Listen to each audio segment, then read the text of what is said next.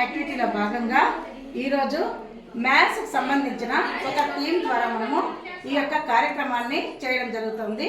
ఈ కార్యక్రమంలో మా చిన్నారులందరూ ఈరోజు నంబర్స్తో కూడుకున్న కొన్ని యాక్షన్ సాంగ్స్ అండ్ రైమ్స్ చేయబోతున్నారు. మరి రెడీ చిల్డ్రన్? ఓకేనా? బిస్కెట్లమ్మ బిస్కెట్లు అమ్మ ఒకటి ఇచ్చింది,